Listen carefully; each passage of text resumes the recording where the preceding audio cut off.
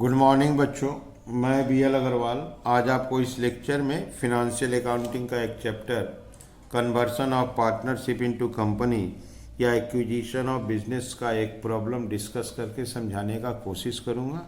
ये देखिए आपके सामने एक प्रॉब्लम है। एक्स लिमिटेड वो इनकॉर्पोरेट हुआ है। मिस्टर एक्स का बिजनेस 1 अप्रैल 18 से टेक ओवर करेगा।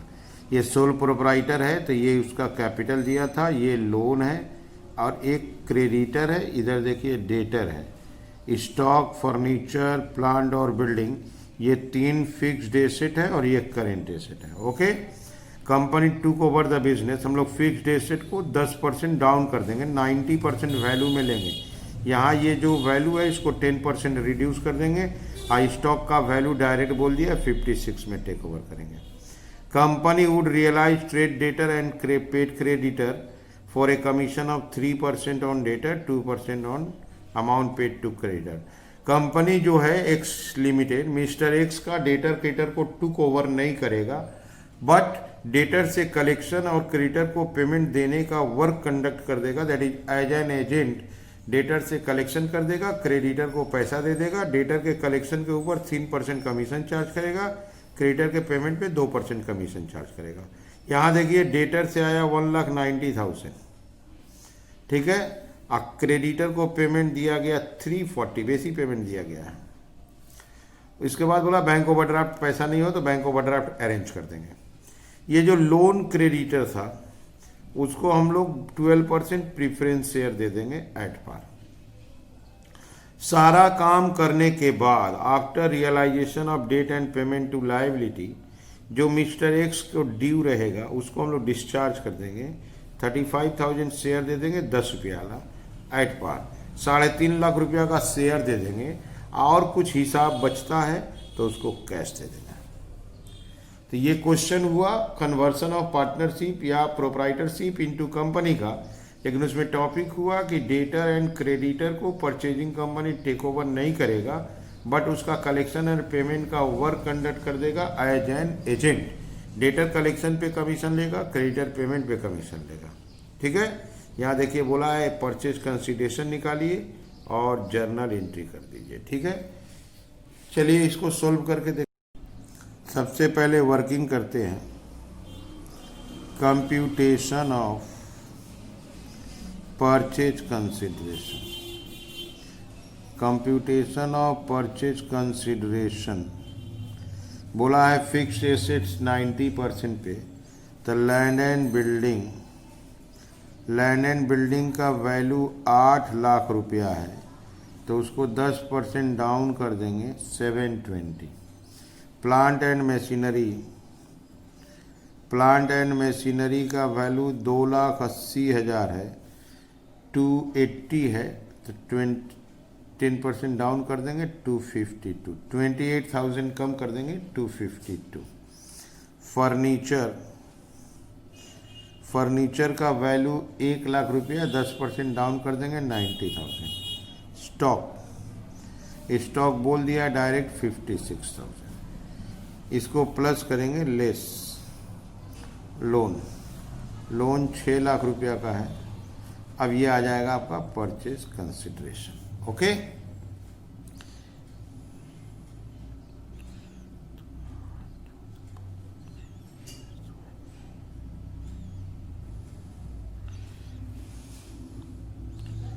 $518,000। एक बार इसको कैलकुलेट कर लेते हैं। 7,20,000, 252,000, 90,000, 56,000। 1118 माइनस 6 लाख, ये आ गया 518। ये हो गया आपका परचेज कंसिडरेशन, ठीक है।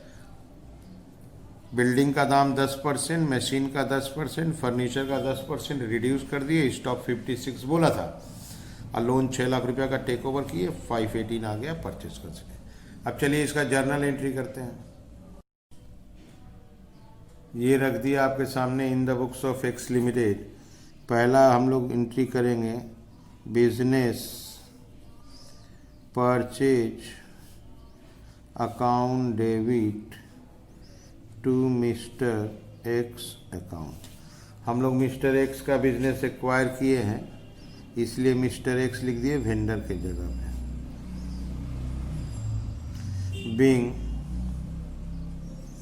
परचेज कंसिडरेशन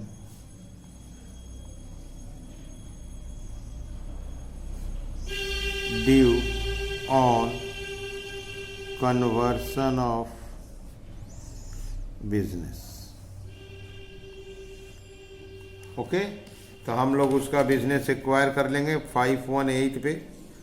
अब वहाँ से हम लोग को 4 एसेट्स, एक लाइबिलिटी मिलेगा। एसेट्स मिलेगा, एसेट्स डेबिट और liability credit. Land and building debit, land and building account debit 7,20,000। Plant and machinery account debit 252,000। Furniture account debit 90,000। Stock account debit 56,000। To loan account 6 lakh.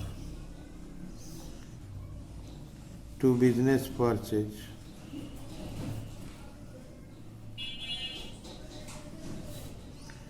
518।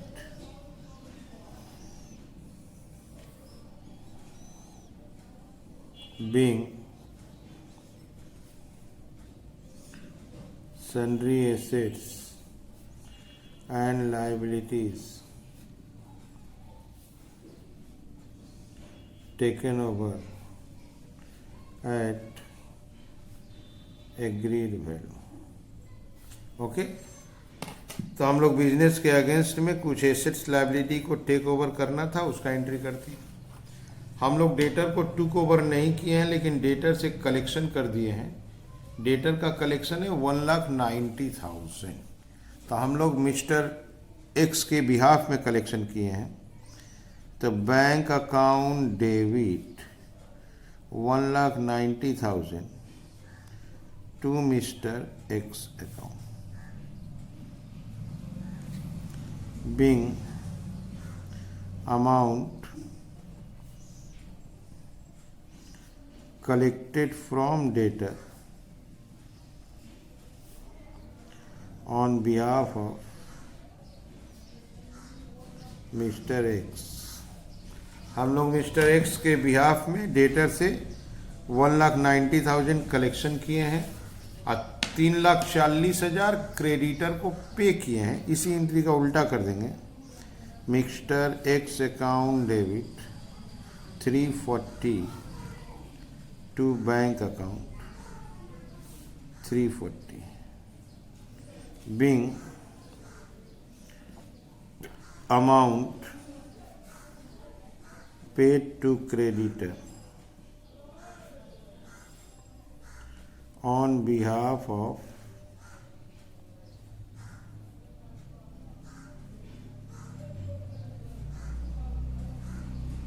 Mister X. तो debtor से collection हो गया, bank to mister X, creditor को पैसा दे दिए तो mister x to bank. तो इसके ऊपर हम लोग कमीशन चार्ज करेंगे। Mister X account debit to profit and loss account, direct लिख देते हैं। बीइंग कमीशन चार्ज, डेटर के ऊपर 3% बोला था और क्रेडिटर पे 2% बोला था। तो 1,90,000 का 3% प्लस 3,40,000 का 2%, तो वहाँ हो गया 5,700 और 6,800, दैट इज 12,500 कमीशन हो गया।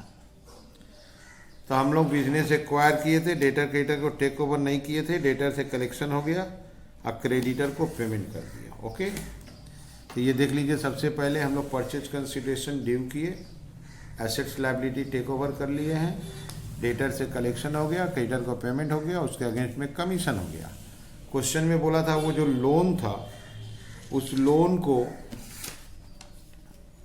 जो लोन था उसको प्रीफरेंस शेयर दे दीजिए। लोन आपका 6 लाख का था, अब बाद में वेंडर को 35,000 शेयर देने को बोला है, तो हम लोग लोन को पेमेंट दे देते हैं, लोन को प्रीफरेंस शेयर कैपिटल दे देते हैं 12%। Loan account debit 6 lakh to 12% preference share capital account, ये भी 6 lakh. Being issue of 6,000 preference share of ₹100 each against loan. Loan के अगेंस्ट में हम लोग प्रीफरेंस शेयर दे दिए, 6 लाख का है, 100 रुपये वाला प्रीफरेंस होगा तो 6,000 होगा।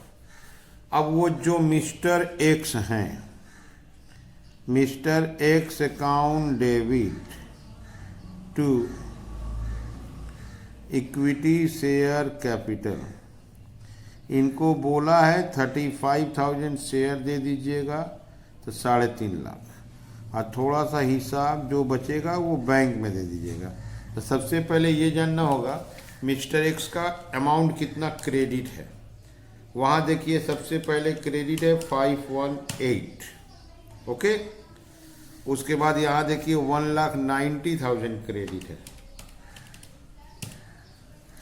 340 डेबिट है, 12,500 डेबिट है, माइनस कर देते हैं 355,500, तो 355,500 ये होगा, 350 हो गया तो 500, 355,500 हो जाएगा। Being amount paid to Mr. X and issue of equity share for settlement of claim। हम लोग मिस्टर एक्स को पैसा दे दिए और उनका क्लेम सेटल करने के लिए शेयर इशू कर दिए, ओके। तो ये हो गया आपका सॉल्यूशन। सबसे पहले आप लोग वीडियो को पॉज कर लीजिए, क्वेश्चन को लिखिए, मेरे साथ धीरे धीरे सोल्व कीजिए, देखिए आपको 100% समझ में आ जाएगा, ठीक है। Okay, thank you, bye.